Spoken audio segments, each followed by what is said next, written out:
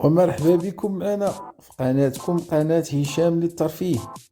لا تنسوناش بلايك وبارطاج واشتراك في القناة. والسلام عليكم العشرين، ونتمنى تكونوا بخير وعلى خير. هاني تاني مع الجديد في إطار تقديم النصيحة إليكم.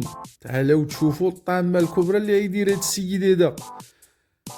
لا أنا هذا راه مصيبة، هذا راه طامة كبرى، هذا راه اش غنقول لك.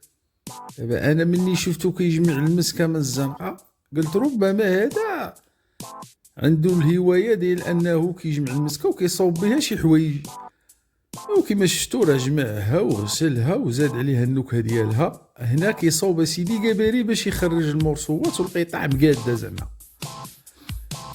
تما هنا راه يخرج في المرصوات مقادين متولين مصوبين، تقول هذا عوزين ديال المسكه. ايوا هو سيدي خرج هو يقاد. هو كيضرب في الطرا كيصوف هذوك الشراطي بمشطه، هذيك المشطه ما عرفناها فين كاينه. اي ركاب السياح، هذا اصغر ركاب في العالم. هو هنايا سيدي خرج لومبالاج ديال هاد المسكه ديالها كيقاد وكيصوب. هو هنا السيد راه محترف، هذا باينه في ماشي هي المره الاولى فين كيدير هادشي هذا. وتعالوا تشوفوا اش غيدير دابا الصقع، اش غيدير هذا المصيبه، اش غيدير وتفرجوا معايا. هذا شفتوا واش داير حتى في السوبر مارشي. لا داكشي اللي درتي زين، نديروك لايك ونديروك الدعم. ترى كتخرج على البشر، ترى كتخرج على امه ديال البشر. حتى اللي ندير هاد المسكه هذيك يولي. ومن اخطر مسكه ندوزو اخطر فرماج في العالم.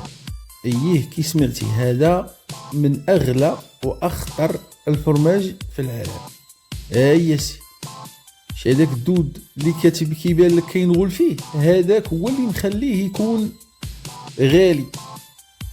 وهذا الفرماج كيتصاوب سيدي من الماعز، من الحليب ديال الماعز.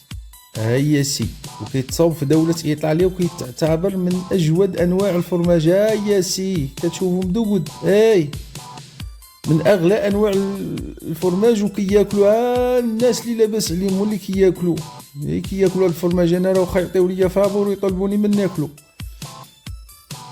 هانتوما سيدي كيفاش كيصوبوه وكيفاش كيديروا ليه.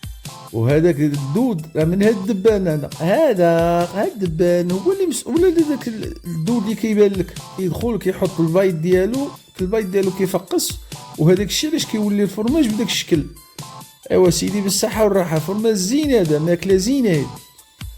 وهذا الشيء اللي كتشوفوا معايا هذا راه في احد المحلات ديال البقاله في احد المدن، بلا ما نذكر سميتها. الناس المسؤولين الله يجازيهم بخير داروا حمله وصابوا هذه الكارثه هذه في هذا الحانوت.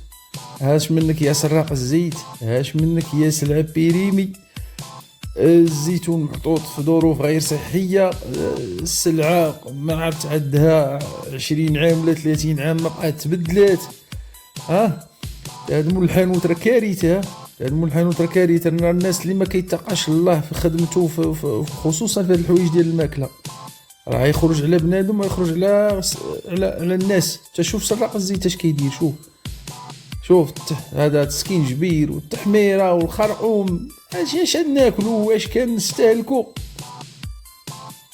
لا يا ربي الله. السلعه بيريمي، السلعه وافيه، اللي سميتو التمر خامج، الزيتون فين محطوط.